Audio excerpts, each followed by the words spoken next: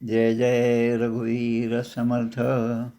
शुका सारिखे पूर्ण वैराग्य जाचे, वसिष्ठा परिज्ञान योगेश्वराचे. कवी वाल्मिका सारिखा मान्य ऐसा, नमस्कार माझा सद्गुरु रामदासा. श्रीराम मला वाटते अंतरी त्वा वसावे, तुझ्या दासबोधासी त्वा बोध व्हावे. अपत्यापरी पाववी प्रेमग्रासा, महाराज या सद्गुरु रामदासा. जय जय रघुवीर समर्थ. शांताकारं भुजगशयनं पद्मनाभं सुरेशं, विश्वाधारं गगनसदृशं मेघवर्णं शुभांगं, लक्ष्मीकान्तं कमलनयनं योगिभिर्ध्यानगम्यं. वन्दे विष्णुं भवभयहरं सर्वलोकैकनाथं. यं ब्रह्मा वरुणेन्द्ररुद्रमरुतस्तुन्वन्ति दिव्यैस्तवैः, वेदैर्साङ्गपदक्रमोपनिषदैर्गायन्ति यं सामगाः. ध्यानावस्थिततद्गतेन मनसा पश्यन्ति यं योगिनो, यस्यान्तं न विदुसुरासुरगणा. देवाय तस्मै नमः. सर्वोपनिषदो गावो दोग्धा गोपालनन्दनः, पार्थो वत्ससुधीर्भोक्ता दुग्धं गीतामृतं महत्. गोपाल कृष्ण भगवान की जय. जय जय रघुवीर समर्थ. आज मार्गशीर्ष वद्य त्रयोदशी शके 1947. तुकाराम महाराजांच्या बरोबर असणारे, त्यांचे समकालीन असणारे, त्यांच्यापेक्षा वयाने लहान होते ते श्री संताजी महाराज जगनाडे यांची आज पुण्यतिथी आहे. संताजी महाराज जगनाडे तेली समाजाचे होते. ते त्यांचा 8 डिसेंबर 1624 रोजी जन्म झाला. म्हणजे आपल्या समर्थांचा 1608मधला जन्म, त्यानंतर 1624 आणि मग शिवाजी महाराज 1623मध्ये. आणि त्यांचं निर्याण जे आहे ते 1688 म्हणजे 89मध्ये संभाजी महाराजांचं बलिदान झालं, मग त्याच्या 1 वर्ष अगोदर. आता या संताजी महाराजांचं एक थोडंसं 5 मिनटात आपण स्मरण करूया. तेल घाण्याचा त्यांचा पारंपरिक व्यवसाय होता. पुण्याच्या जवळ असणारं जे चाकण आहे, आज आपण पाहतो चाकणला किल्ला पण होता. शिवाजी महाराज संभाजी महाराजांच्या चरित्रामध्ये चाकणच्या किल्ल्याचा सुद्धा उल्लेख होतो. त्या ठिकाणी तेल घाण्याचा त्यांचा व्यवसाय होता. मग पुढे ते त्यांच्या मामाच्या गावी सुदुंब्र येथे राहण्यास गेले, सगळं ते घराणं. आता संताजी महाराज हे एक मोठे महासंग्रहकार होते, प्रमुख टाळकरी होते. आपल्या तुकाराम महाराजांचे जे प्रमुख टाळकरी होते, 14 प्रमुख नावं जी आहेत, त्यामधलं एक प्रमुख नाव म्हणजे संताजी महाराज. आपल्याला माहिती आहे की त्यांची जी गाथा आहे, रामेश्वर भट्ट जे आहे ते वाघोली आता आपल्याला नेहमी जाता येताना पुण्याला लागतं पहा. ते लागल्यावर आपल्याला हे स्मरण या गोष्टींचं झालं पाहिजे. त्या वाघोलीच्या रामेश्वर भट्टांनी म्हणजे एका वाईट हेतूने तुकाराम महाराजांची गाथा जी आहे ती इंद्रायणीमध्ये बुडवली होती. आणि त्या गाथेच्या नंतर ही गाथा जशीच या संताजी महाराजांची आणि तुकाराम महाराजांची भेट त्या भंडाऱ्याच्या डोंगरावर झाली. अगदी लहान वय होतं, 7-8 वर्षाचं. तेव्हापासून ते त्यांच्याबरोबर राहू लागले. आणि अक्षर खूप सुंदर होतं, पाठांतर भरपूर होतं. त्यामुळे कुठलंही कीर्तन झालं की लगेच ते कागद वगैरे घेऊन तो अभंग पुन्हा लिहून काढायचे. असं होता पूर्ण अभंगगाथा जो आहे तुकाराम महाराजांचा, तो आपल्या हाती आणण्याचं श्रेय आहे ते या संताजी महाराजांवर होतं. आता या दोघांच्या त्या वास्तव्यामध्ये भंडारा डोंगरावरचा तो सत्संग वगैरे, त्यामध्ये असं झालं की एकदा या दोघांचं जेव्हा बोलणं सुरू होतं त्यावेळेस दोघांनी एक काय म्हणतात त्याला ठरवलं, किंवा ते एक बोलणं त्यांचं असं झालं शाश्वत असं, की ते म्हणतात आपल्या दोघांपैकी जो आधी जाईल आणि त्याच्यासाठी मी येईल आणि त्याची समाधी बांधत असताना त्या ठिकाणी मूठ माती म्हणजे जेव्हा समाधी घेतात तेव्हा समाधीचा एक गर्त म्हणजे खड्डा खणला जातो आणि ज्याची समाधी त्या ठिकाणी बांधायची त्याला आतमध्ये ठेवण्यात येतं. मिठाचं आवरण वगैरे असं सगळं करून तो विधी आहे. तर मी येईल आणि जो नंतर येईल तर तो नंतर त्या ठिकाणी येऊन ती माती टाकेल, असं झालं. आता तुकाराम महाराज लवकर गेले, जवळपास माझ्या माहितीप्रमाणे 1645 आणि मग त्यानंतर 1688मध्ये संताजी महाराजांनी देह ठेवला आणि त्यावेळेस संताजी महाराजांच्या समाधीचं बांधकाम जे आहे ते समाधी करायची, हे सुदुम्र या गावी त्यांची समाधी आज पण आहे, त्यांच्या मामाच्या गावी. आता त्या ठिकाणी झालं असं की त्यांना त्यामध्ये ठेवण्यात आलं त्यांचं पार्थिव आणि ते प्रत्येकाने त्या ठिकाणी येऊन मूठ माती, 3-3 मूठ माती असे टाकण्याची सुरुवात झाली. त्यांना सगळा भावपूर्ण असा निरोप दिला. पण कितीही झालं तरी त्यांचं पूर्ण शरीर ते मातीमध्ये गेलं, पण त्यांचा चेहरा जो आहे तो मात्र मातीमध्ये पूर्णपणे गळून गेला नाही. आता त्याचं कारण काय असेल? सगळ्यांनी प्रयत्न केला, बऱ्याच जणांनी ती मूठ माती दिली. कारण त्यांना मग त्यावेळेस आठवलं इतरांना, की तुकाराम महाराजांनी ही अशी प्रतिज्ञा केली होती, की मी तुझ्या मूठ मातीला मी येईल आणि त्या ठिकाणी मी माती अर्पण करेल.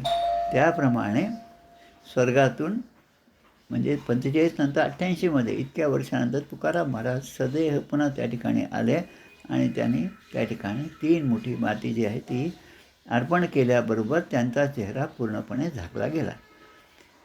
आता दरम्यान त्यांचा चेहरा जो आहे तो खूप असा प्रकाशमान, दैदिप्यमान असा दिसू लागला होता जेव्हा तुकाराम महाराज त्या ठिकाणी आले. महाराजांनी पुन्हा एक अभंगसुद्धा त्यावेळेसचा रचलेला आहे, असे हे संताजी महाराज जगणारे.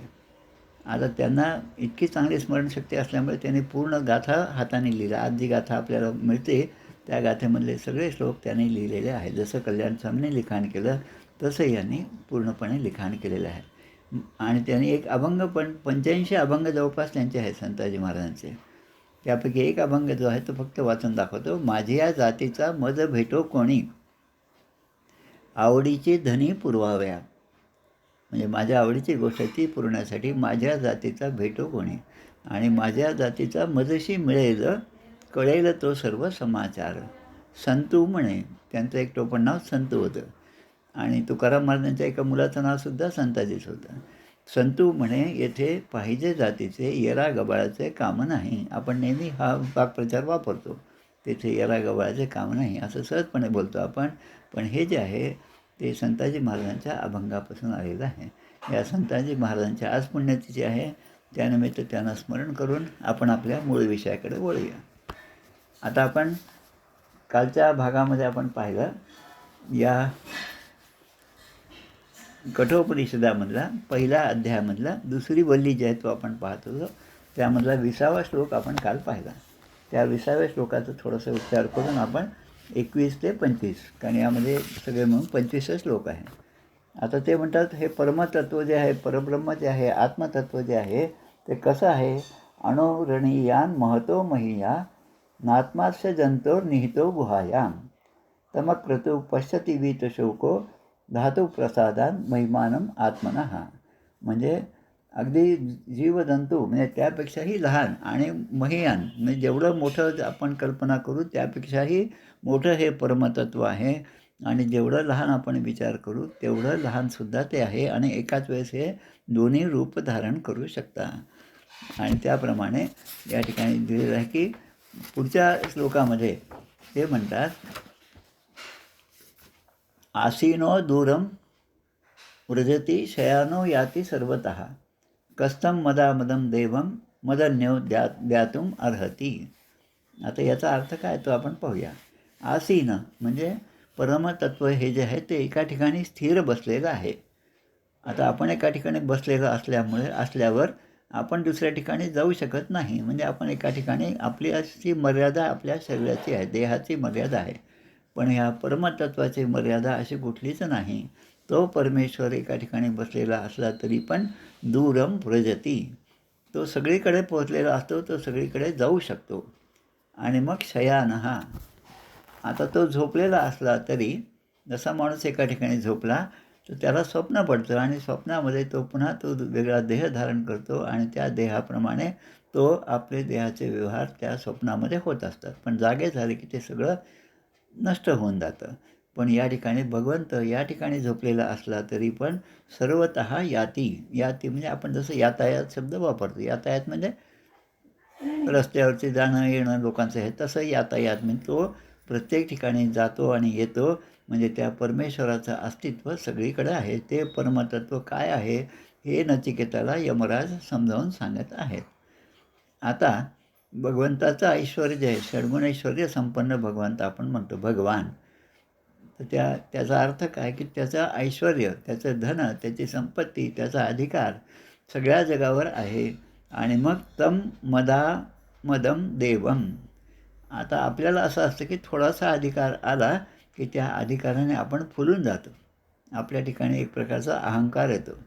म्हणजे अगदी एखाद्या कलेक्टर ऑफिसमधल्या चपराशी असलेला सुद्धा रिटायर झाल्यानंतर सुद्धा म्हणतो, मी कलेक्टर ऑफिसमध्ये होतो. म्हणजे सांगताना त्या ठिकाणी चपराशी होतो हे नाही सांगत, पण कलेक्टरमध्ये ऑफिसमध्ये असल्याचा अभिमान तो शेवटपर्यंत बाळगत राहतो.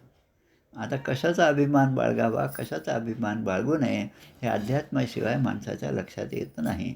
पण हा जो परमेश्वर आहे, तो परमेश्वर कसा आहे, तम मदामदम देवम. म्हणजे एवढं मोठं ऐश्वर्य असूनसुद्धा तो आपल्याप्रमाणे त्या ऐश्वर्याच्या मदाने उन्मत्त न होणारा आहे. असा तो देव आहे, असा तो परमतत्व आहे, जे नचिकेता तुला जाणून घ्यायचं आहे, ते मी तुला सांगत आहे. आता पुढे म्हणतात, मदन्यः कहा. कहा म्हणजे कोण?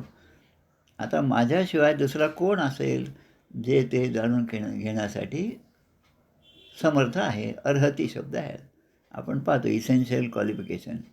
इसेन्शियल आणि नेसेसरी आणि इसेन्शियल इसेन्शियल म्हणजे अर्हती. जे अर्हता प्राप्त असतील त्यानेच फक्त अर्ज करायचा. म्हणजे जे त्या पदासाठी योग्य असतील, समर्थ असतील त्यानेच ते अर्ज करायचा. तो शब्द इथे अर्हती शब्द त्या ठिकाणी आहे. आता हा याचा अर्थ झाला. आता तो अर्थ थोडासा आपण समजावून घ्या. असं हे परमतत्व आहे.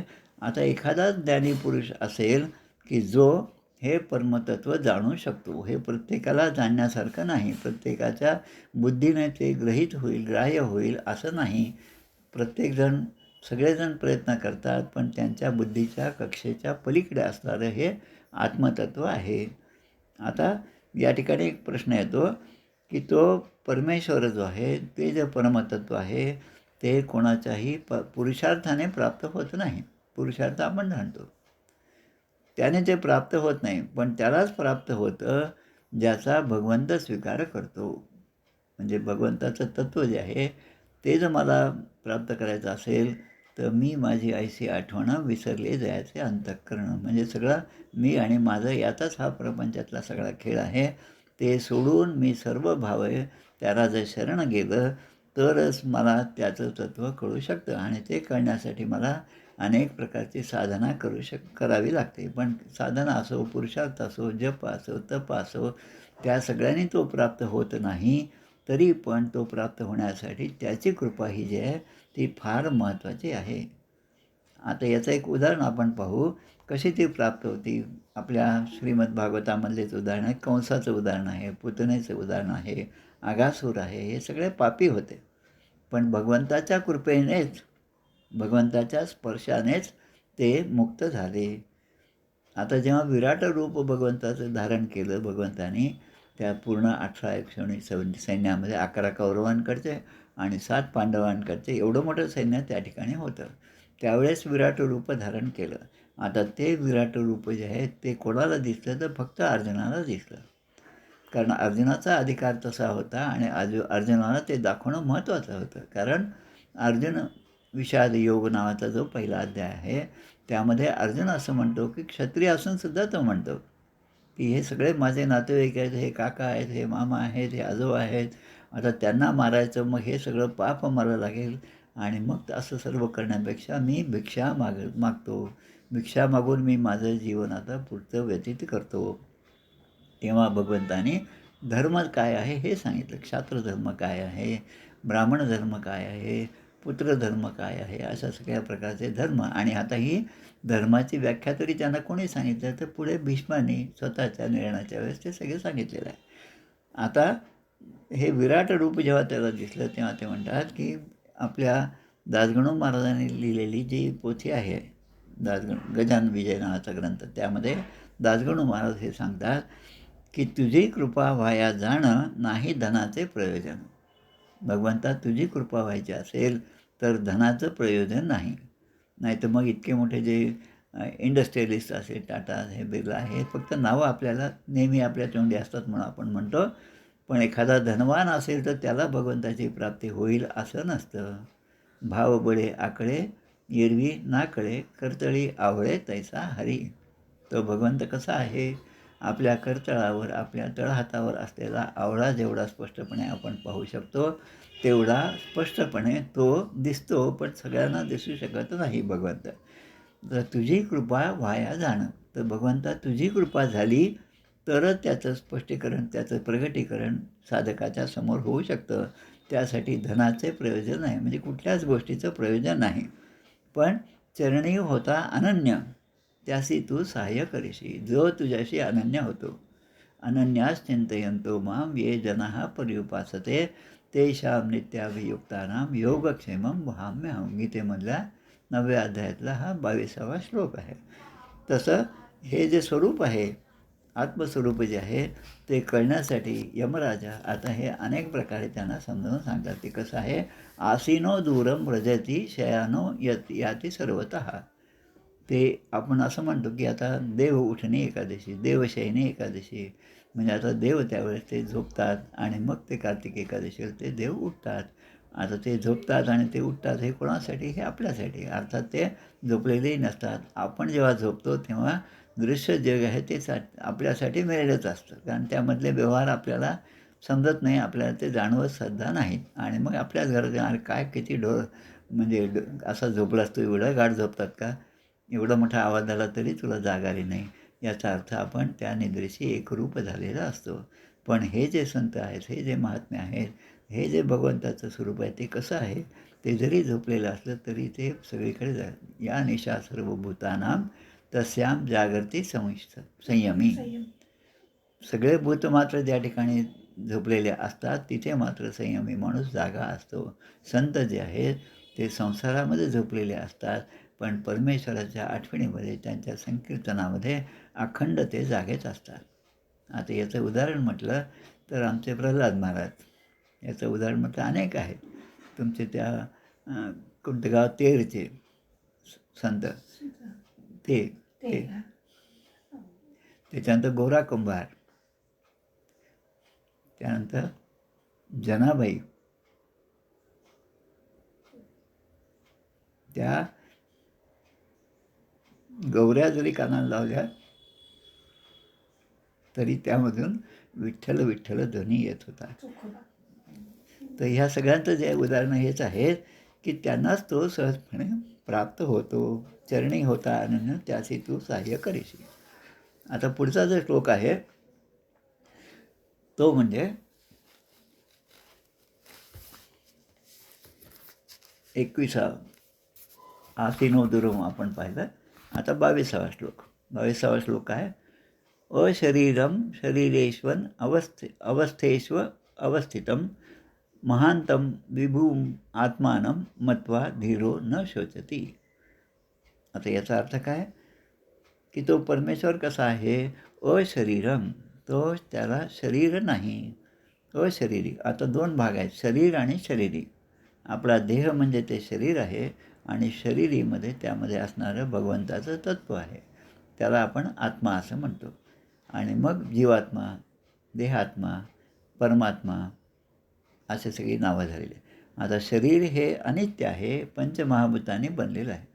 4 ठिकाणाहून सामान गोळा करून आणलं, आपल्या घरचं कार्य झालं की ते सामान आपण ज्याचं त्याला जसं परत करतो तसं या पंचमहाभूतापासून आणलेली ही 5 महाभूतं पृथ्वी, आप, तेज, वायू, आकाश, ज्यापासून हे शरीर निर्माण झालं आणि या शरीराचा जन्म झाला, म्हणजे त्या आपण आत्म्याने त्या जीवामध्ये प्रवेश केला तेव्हा ते लहान मुलं जे आहे ते हातपाय हलवायला लागतं, इकडे तिकडे पाहायला लागतं आणि मग हळूहळू त्याच्या ठिकाणी मग त्याचा अहंकार. आता अहंकार म्हणजे काय? अस्ती. काल आपण पाहिलं अस्ती भाती म्हणजे वर्धते जायते. हे जे आहे ते कसं आहे की त्याचं अस्तित्व म्हणजे अस्ती. त्या छोट्या मुलाचं अस्तित्व त्या आईला गर्भामध्ये जाणवायला लागतं, म्हणजे आता गर्भ त्या ठिकाणी स्थिर झालेला आहे, आता तो वाढत आहे आणि मग तो जन्म घेतो. हे सगळं आपण अवस्था पाहिल्या. तसं या ठिकाणी शरीर आणि शरीरी पंचमहाभूतांनी बनलेलं हे शरीर आहे आणि ते विनाशशील आहे. आता विनाशशील कसं आहे? प्रत्येक क्षणाला ते क्षीण होत जातं. हा धर्मच आहे त्याचा. क्षणाक्षणाला ते बदलणारं आहे. आजकाल त्या AIचा वापर करून जे असतं, म्हातारपणाचा फोटो जरी त्यात टाकला, तरी आपण 75 वर्षाचे 74ला कसे दिसत होतो, 70ला कसे दिसतो, असं ते कॉम्प्युटरच्या साहाय्याने आपलंच रूप आपण पाहू शकतो. तसं हे शरीर, आता कोणालाही आपण ते विचारलं, की तुम्ही म्हातारे केव्हा झाला? म्हणजे ते आपल्याला सांगता येत नाही. ती निश्चित स्थिती किंवा ते सगळं सांगता येत नाही. पण तुमचा जन्म केव्हा झाला, मुंज केव्हा झाली, लग्न केव्हा झालं, हे सगळं आपल्याला स्पष्टपणे जाणवतं आणि सांगता पण येतं. पण या शरीराच्या अवस्था केव्हा बदलत गेल्या या सांगता येत नाही. आणि म्हणून 15व्या अध्यायात पहिला श्लोकच आहे, ऊर्ध्वमूलम् अधःशाखम् अश्वत्थं प्राहुरव्ययम्. त्याच्या अनेक शाखा आहेत, त्याच्यात अनेक पर्ण आहेत, पण ते पान कधी बदललं, ते केव्हा पडलं आणि त्या ठिकाणी नवीन कधी आलं, हे काही आपण सांगू शकत नाही. मग त्यामध्ये जे तत्त्व आहे ते परमतत्त्व आहे. आणि मग या ठिकाणी सांगतात, की या परमेश्वराबद्दलचं, की तो सर्वव्यापी आहे, अपरिच्छिन्न आहे आणि महतो महीयान. ते लहानही रूप घेऊ शकतं आणि मोठंही रूप घेऊ शकतं. अशा परमात्मा तत्त्वाला जो जाणतो, जे पुरुष, जे संत महात्मे अशा परमात्मा तत्त्वाला जाणतात, ते साध्या-साध्या गोष्टीसाठी कधीही शोक करत नाहीत. असा तो श्लोक आहे. आता या परमेश्वराचा महिमा कसा आहे? परमेश्वराची आता ओळख जी आहे ती, म्हणजे ज्यांनी त्याला जाणलं त्या महापुरुषांची ओळख काय ते सांगतात. आता हे जे आहे त्यामधलं, मागे जसं मी सांगितलं, भगवंताचं सगळ्यात आवडतं उपनिषद आहे आणि या उपनिषदामध्ये अनेक गीतेतले श्लोक यामध्ये आहेत किंवा यातला संदर्भ हा पुन्हा गीतेमध्ये आलेला आहे. पुढचा जो 23वा श्लोक आहे तो अशाच प्रकारचा आहे. नायमात्मा प्रवचनेन लभ्यते, न मेधया न बहुता श्रुतेन, यमे वैश वृणुते तेन लभ्यः, तस्यैष आत्मा विवृणुते तनुं स्वाम. अयमात्मा म्हणजे तो परमात्मा, तो परब्रह्म परमात्मा कशाने जाणला जातो ते सांगतात. न प्रवचनेन लभ्यते, म्हणजे प्रवचनातून तो आपल्याला प्राप्त होत नाही. तरी प्रवचनकार प्रवचन देतात, कीर्तनकार कीर्तन करतात, हे सगळं करतात. ते करत असताना त्याने तो जाणला की नाही असा जर प्रश्न विचारला, तर बरेच जण त्या प्रश्नाचं उत्तर देणं टाळतात. त्याचे 2 कारणं आहेत. एक तर आपल्याला आलेला अनुभव दुसऱ्याला सांगू नये, म्हणजे हा त्याचा पॉझिटिव्ह पॉईंट आहे. आणि सांगितला तर माणसाच्या ठिकाणी अहंकार उत्पन्न होतं. पण मी किती मोठा आहे हे सांगितल्याशिवाय माझं महत्त्व वाढणार नाही, हे सुद्धा आहे. म्हणजे जीवाच्या ठिकाणी जो लोभ आहे, मोह आहे, जे षडविकार आहेत ते असतातच आणि ते असल्यामुळे तो स्वतःचीच बढाई मारतो आणि मग समर्थ आपल्याला लगेच खाली बसवतात. सांगे वडिलांची कीर्ती, तो एक मूर्ख. आपली आपण करी स्तुती, तो एक मूर्ख. आणि मग हा प्रवचनाने लाभत नाही. तो परमात्मा खूप चांगलं प्रवचन दिलं आणि म्हणून त्याचा लाभ झाला असं होत नाही. आणि मग न प्रवचनेनं, न मेधया, मेधा म्हणजे बुद्धी, प्रगल्भ अशी बुद्धी. अशी बुद्धी ज्याच्याजवळ असेल त्याला तो लाभतो असंही नाही. एक काय म्हणतात त्याला, कवी. आता त्या कवींना एक अहंकार होता आणि ते कविता त्यांचे सांगायला उभे राहिले की ते आधी सांगायचे, तुम्ही शीघ्र कवी ऐकलं आहे का? लगेच लोकं, हो आम्ही शीघ्र. पण ते शीघ्र कवी आहेत, मी अतिशीघ्र कवी आहे. म्हणजे आता त्याच्यातसुद्धा अहंकार आहे. कशाचा? की अतिशीघ्र कवी. समोर एखादा प्रसंग घडला की लगेच ते त्याच्यावर कविता करतात. आता ती कविता जी आहे ती सिनेमाच्या चालीवर असते. आता त्यांचं ते करणं, कविता करणं, हे जे बुद्धीचं लक्षण आहे किती शाश्वत आहे हे लक्षात येतं आपल्याला. कारण त्या सगळ्या कविता ज्या आहेत स्वतःचा अहंकार वाढविणाऱ्या आहेत. नायमात्मा प्रवचनेन लभ्यते, न मेधया न बहुना श्रुतेन. म्हणजे भरपूर श्रवण केलं. काही काही श्रोते असतात त्यांना ती सवयच असते, कोणाचाही काही कार्यक्रम असला की त्या ठिकाणी जाऊन बसतात. आता सभास्तवन नावाचा समाज समर्थांचा आहे. आता सभेमध्ये गेल्यानंतर आपण कसं बसावं, कसं वागावं, हे सुद्धा समर्थ जवळपास दासबोधामध्ये अशी एकही गोष्ट नाही की जी आपल्याला उपदेश देऊन जात नाही. पण त्याचं स्मरण जर ज्याने केलं तो खराच चांगल्या प्रकारचा श्रेष्ठ पुरुष होऊ शकतो. आता ते म्हणतात की पुष्कळ श्रवण घडलं म्हणजे तो चांगला झाला का? नाही. आता आपण कालच पाहिलं त्या आत्मदेवाच्या कथेमध्ये पाहिलं, गोकर्णाने धुंदुकारीसाठी जे भागवत केलं होतं, त्या भागवताच्या श्रवणाने फक्त एक धुंदुकारीच हा त्या ठिकाणी उद्धरून गेला. बाकी ऐकणारे खूप लोक होते. आजही आपण पाहतो सगळ्या ठिकाणी खूप लोक असतात. जाय जाय पंढरी होय होय वारकरी. कशासाठी? एक वार जरी पंढरीला गेलं तरी तू त्या पांडुरंगाशी एकरूप होऊन जा. कुर्मदासाची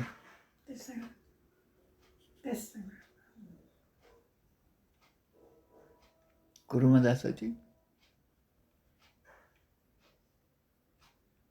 कथा जर ऐकली आपण तर त्यांच्यात देहाच्या अवस्थेवरून त्यांची भक्ती किती श्रेष्ठ आहे लक्षात येतं.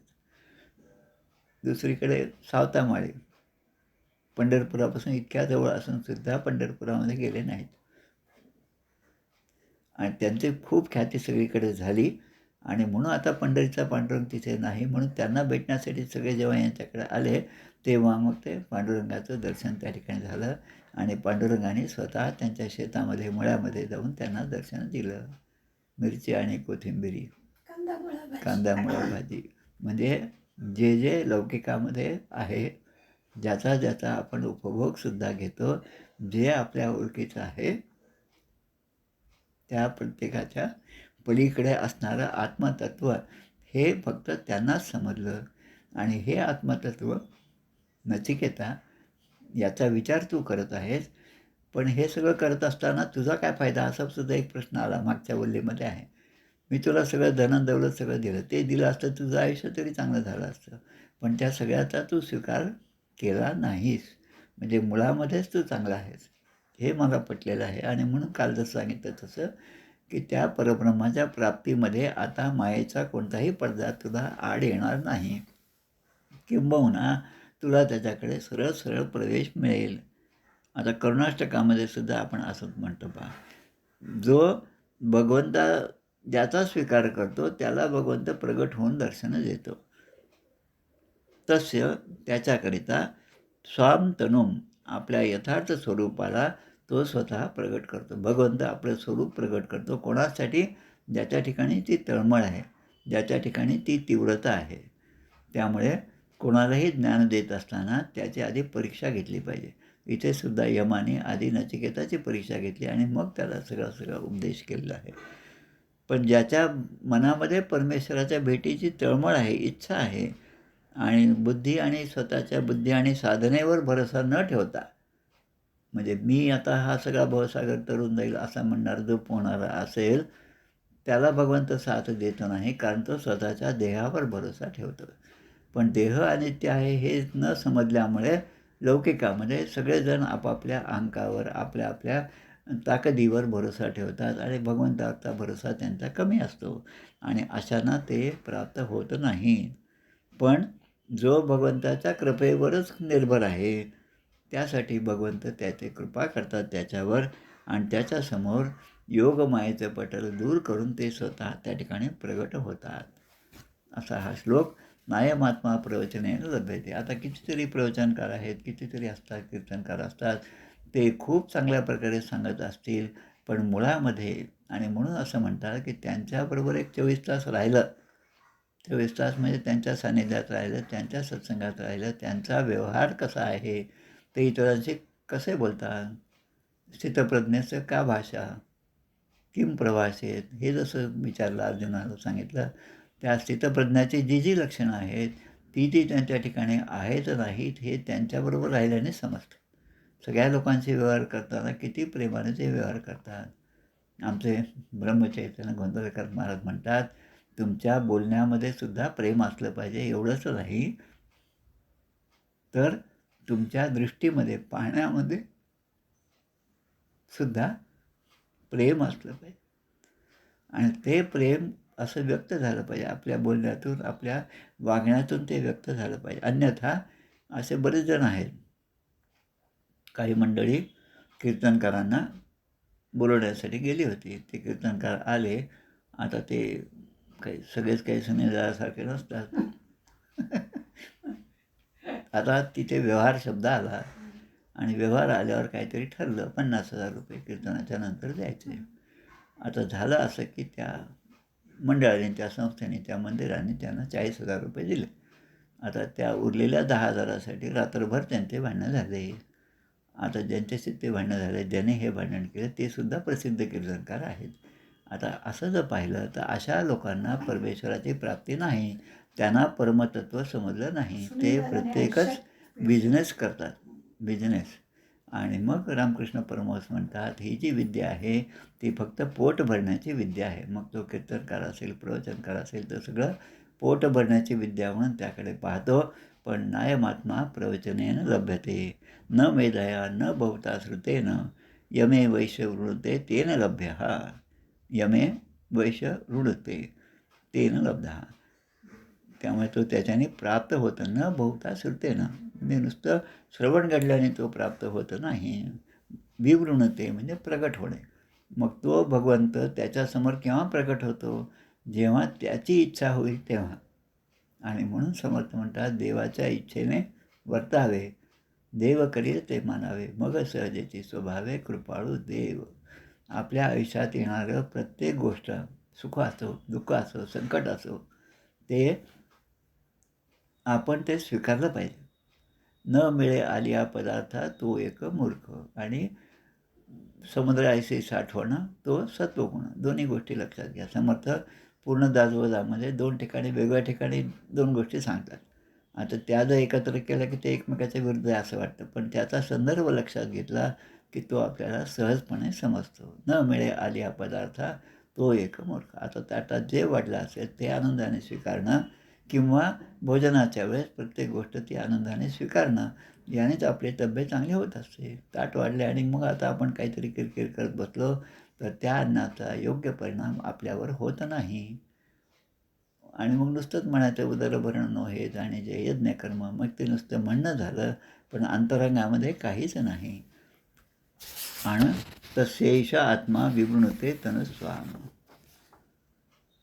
आता पुढे, मग आता साधकाच्या ठिकाणी तळमळ आहे की नाही, ती तळमळ कशी आहे हे आधी पाहावं लागतं आणि मग त्यानंतर भगवंत त्यांच्यासमोर प्रगट होतो.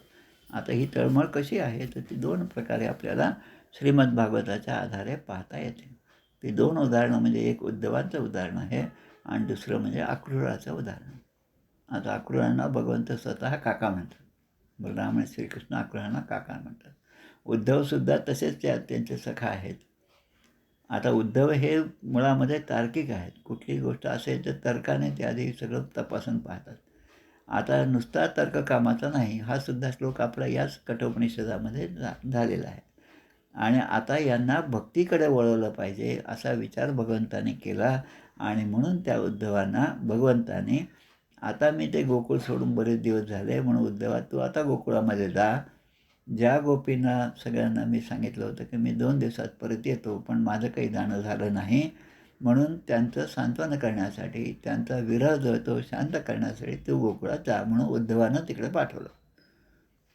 आता त्या उद्धवांना कारण हे शिकवायचं होतं की भक्ती कशी असते, भक्तीचं स्वरूप काय, आणि भक्तीनेच भगवंत प्राप्त होतो हे, आणि विरह कसा असतो, तो विरह साधू पुरुष कसे सहन करतात याचं उदाहरण त्यांना समजावं, म्हणून उद्धवांची योजना त्या ठिकाणी गोकुळामध्ये झाली. आता दुसरीकडे अक्रूर. आता अक्रूर हे भगवंताचे भक्त होते. अक्रूराला या कंसाने आपल्या राजसभेमध्ये बोलावलं. नारदांनी सांगितल्याप्रमाणे तुझा तो सगळा तिथेच आहे, त्याला एकदा इथे बोलव आणि काहीतरी योजना कर, काहीतरी यज्ञ कर, म्हणजे तो या ठिकाणी येईल, कृष्ण येईल आणि मग तू कृष्णाला सहजपणे मारू शकतो. म्हणजे ही अशी आयडिया देण्याचं काम नारदाने केलेलं आहे. आणि मग कंस विचार करता, आता तिथे पाठवायचं असेल तर कुठले इतके आपण आता सगळे राक्षस पाठवले, पण ते सगळे कोणीच परत आले नाही. मग आता आपण अक्रूराला पाठवावा असा विचार कंसाच्या मनामध्ये आला. आता त्याच वेळेस अक्रूराच्या मनामध्ये सुद्धा होतं, त्याच्या ठिकाणी भक्ती होते. त्याच्या ठिकाणी त्यांना एवढं वाटलं की आपल्याला पाठवत आहे हा भगवंताचाच आदेश आहे, देवाच्या इच्छेने वर्तावे, देव करील ते मानावे. त्याप्रमाणे अक्रूर हे आपला रथ घेऊन त्या गोकुळामध्ये गेले. आता जेव्हा अक्रूर आले तेव्हा सगळ्यांची चलबिचल झाली की आता हा आला, मागे पण आता याच्याबरोबर याने जर त्यांना परत नेलं तिकडे मथुरेमध्ये, तर मग कृष्ण कधी परत येतील असं त्यांना होतं. आणि म्हणून कृष्ण दर्शनाच्या ओढीने अक्रूर जे आहे ते स्वतः त्या ठिकाणी गोकुळामध्ये गेलेले आहेत. आता कृष्ण दर्शनाची ओढ आणि कृष्णाने त्यांना कसं दर्शन दिलं हे पाहणंसुद्धा भागवताच्या या एका अध्यायामध्ये खूप चांगल्या प्रकारे आहे. रथामध्ये बसलेले बलराम श्रीकृष्ण हे संध्याकाळची वेळ झाली म्हणून नदी स्नान करायला अक्रूर जेव्हा पाण्यामध्ये उतरले तेव्हा पाण्यातसुद्धा हे दोघे दिसले.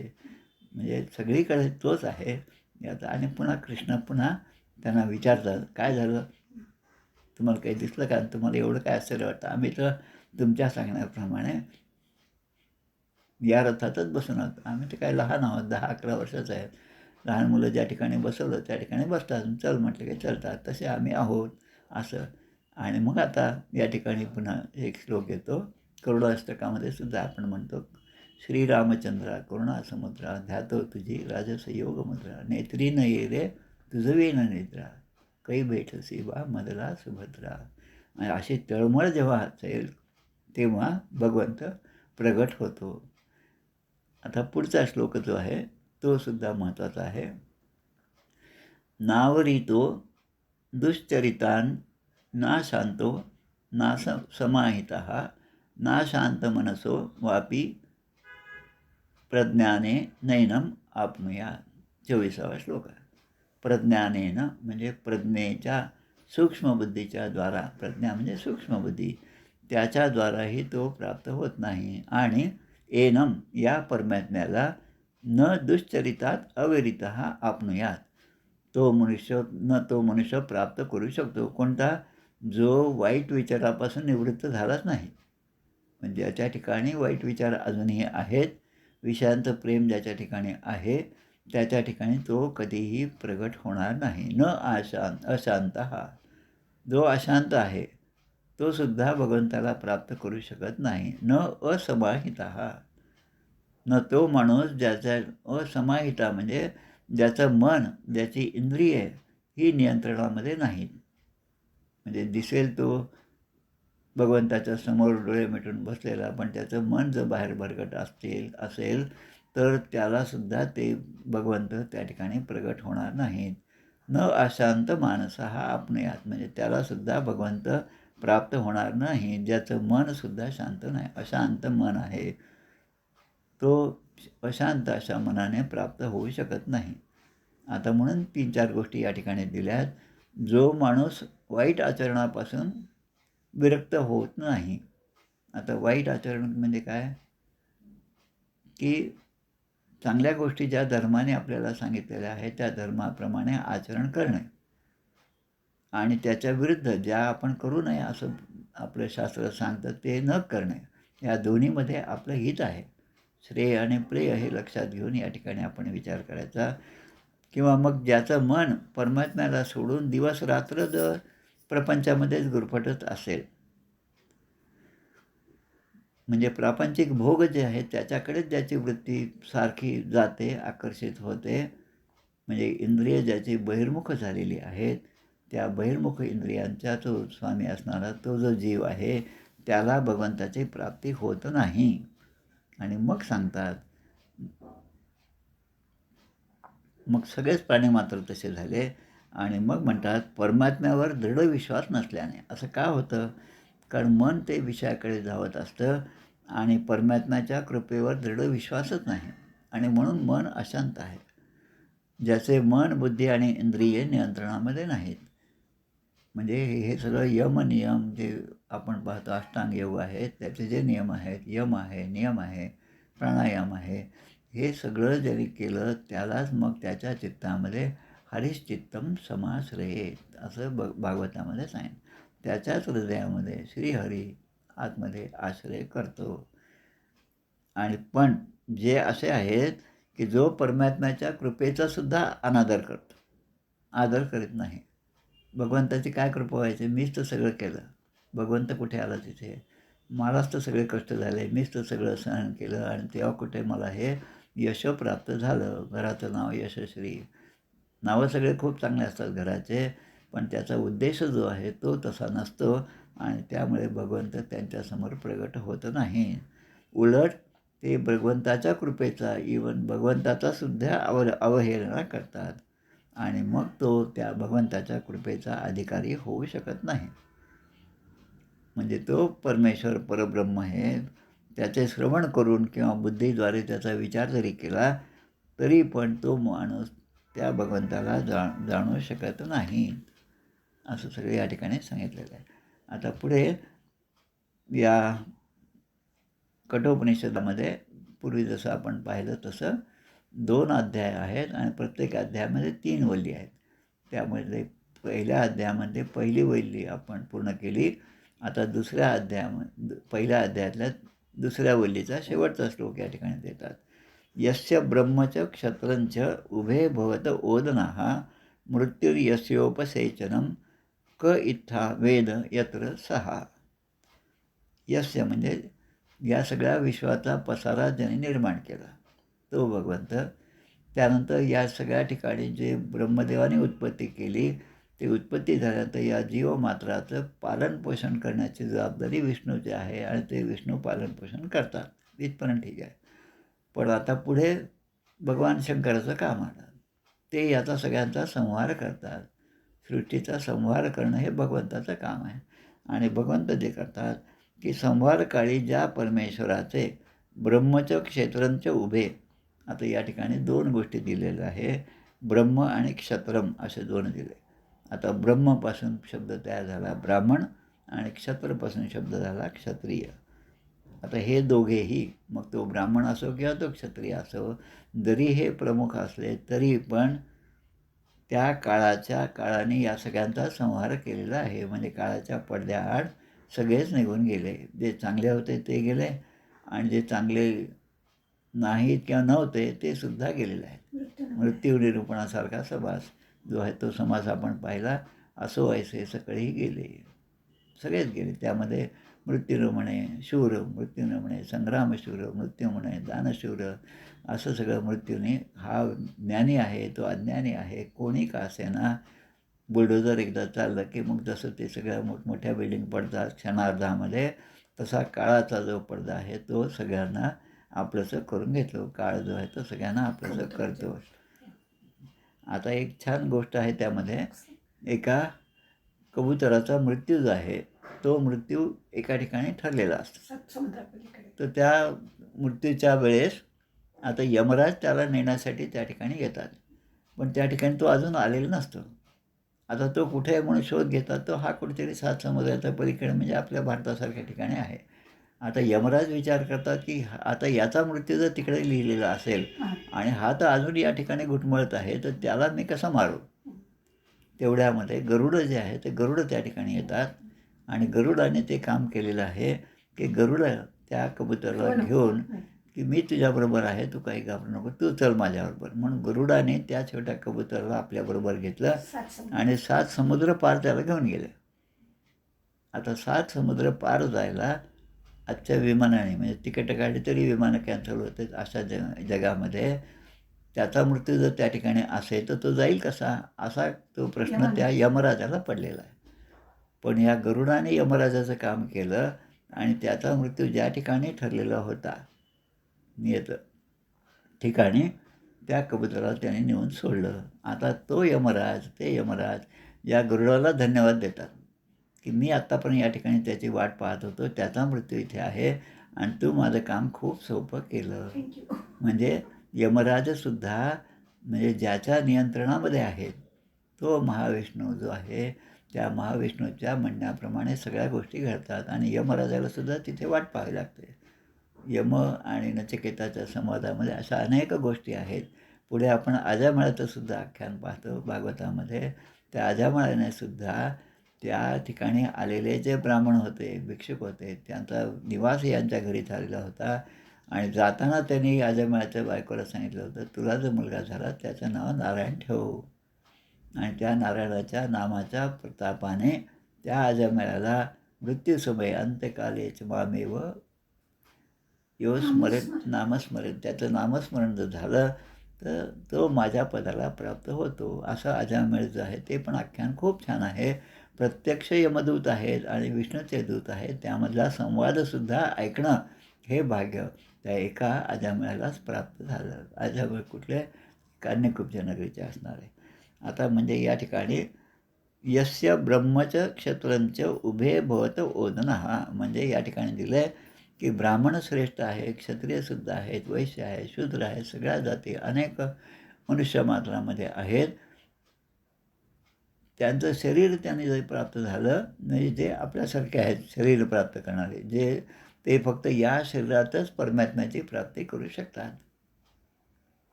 म्हणजे या देहानेच ते परमात्म्याला प्राप्त करू शकतात.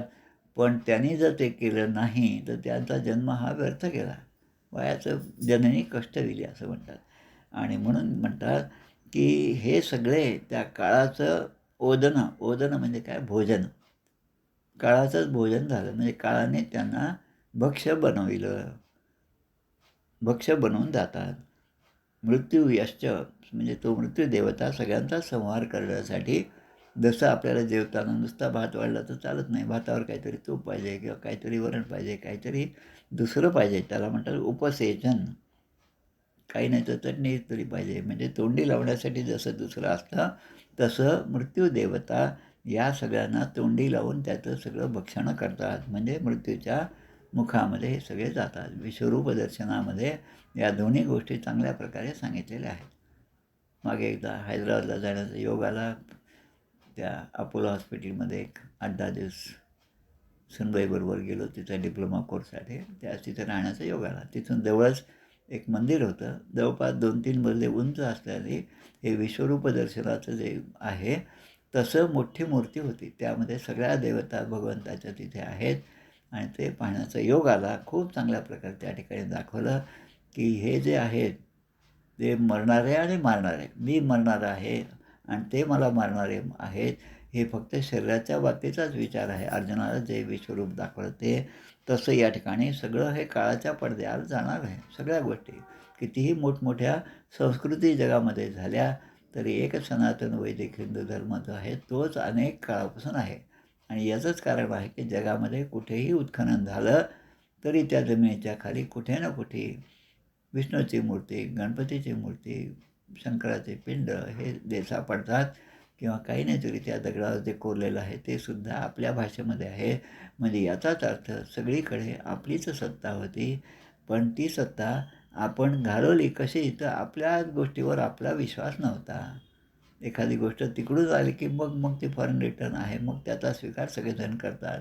पण आपले जे ग्रंथ आहेत ते ग्रंथ जे आहेत त्या ग्रंथावर आणि त्या ग्रंथातले सांगितलेल्या ज्ञानावर आपला विश्वास नसल्यामुळे आपण सगळं अंधानुकरण करतो. तसं आता या ठिकाणी सांगतं हे मनुष्य मात्र आता हे दोघेही काळरूपी भोजनच झालेले आहे, काळाचं भोजनच आहे. मग सर्वसाधारण माणूस आहे, मग त्याच्या शरीराची काय कथा? आपल्या याच्यात म्हणलेलं आहे पुरीसूक्तामध्ये, ब्राह्मणस्य मुखमासीत बाहुराज्ञानं कृतः, म्हणजे ब्राह्मण आणि क्षत्रिय या दोघांचं जे आहे ते महत्त्व या ठिकाणी सांगितलं आहे. त्या ब्राह्मणाची सुद्धा 6 कर्म आहे: पठण, पाठन, यजन, याजन, दान आणि प्रतिग्रह. ब्राह्मणासाठी दान घेणे, स्वीकारणे हे जरी असलं तरी त्याने दान पण दिलं पाहिजे. आणि मग तसं जर राहिलं तरच मग तो ब्राह्मण म्हणायला पात्र आहे. महाभारतामध्ये शांतीपर्वामध्ये सुद्धा या गोष्टी दिलेल्या आहेत. आणि म्हणून भगवंत म्हणतात, देवाधीना जगत सर्व मंत्राधीनाश्च देवता. मंत्र हे सुद्धा ब्राह्मणाच्या अधीन आहेत. ते मंत्र ब्राह्मणाधीना, ते मंत्र ब्राह्मणच पडून त्यांच्या मुखातून, आणि तस्मात ब्राह्मण देवता, म्हणून ब्राह्मण हे मला प्रिय आहेत. जन्मना जे आहे ते शूद्र हा संस्कारात भवेत द्विजः. अशा अनेक गोष्टी स्कंदपुराणामधला हा श्लोक आहे. जे सर्वांचा संहार करणारी मृत्यूदेवता आहे, ते पण परमेश्वराचे उपसेचन, म्हणजे चटणी भाजी खाण्यासारखं ते त्यालासुद्धा चविष्ट म्हणून खातात.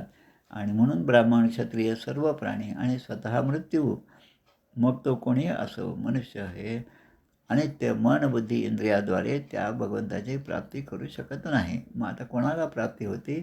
जेव्हा भगवंताला स्वतःला वाटतं की आपण आता तिथे प्रगट झालं पाहिजे. ती म्हणजे आपण प्रल्हादाच्या चरित्रामध्ये पाहतो, प्रल्हादाला अनेक प्रकारचे कष्ट सहन करावे लागले. पण जेव्हा अशी वेळ आली, की आता त्या हिरण्यकश्यपूला दिलेलं वचन जे आहे, सकाळ नाही, संध्याकाळ नाही, दुपार नाही, घर नाही, आत नाही, बाहेर नाही, नर नाही, पशु नाही, म्हणजे असं सगळ्या कंडिशन एक एक टिक मार्क करत गेले आणि मग त्यामधून मग ते रूप नरसिंहाचं प्रगट झालं आणि ते प्रगट झाल्यावर त्या ठिकाणी हिरण्यकशिपूचा संहार झालेला आहे.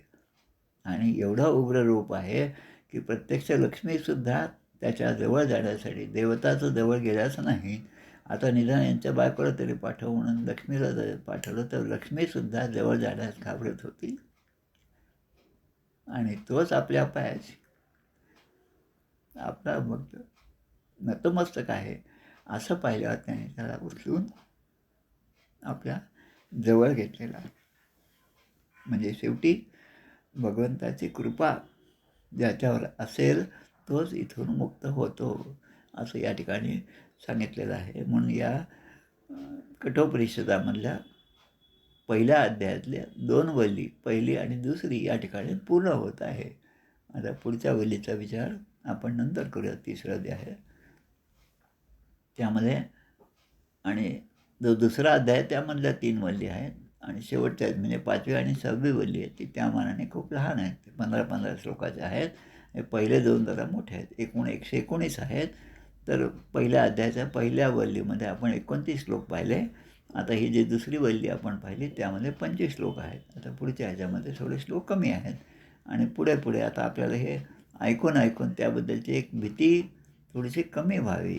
उपनिषद फार अवघड गोष्ट आहे आणि मग त्यासाठी खूप अभ्यास लागतो आणि त्या भानगडीत कशाला पडता असं जे सांगणारे आहे ते न करता आपण श्रद्धेने त्याचं श्रवण केलं आणि भगवंताची कृपा आपल्यावर झाली तर कितीतरी गोष्टी आपण सहजपणे प्राप्त करू शकतो. तो विश्वास, तो सद्गुरुचरणावरचा विश्वास आपला असाच दृढ राहावा म्हणून असे सगळे प्रयत्न आपण करीत आहोत. भगवंताने आपल्याला तो मार्ग दाखवला आहे. त्या मार्गाने जाणं हे मात्र आपलं काम आहे.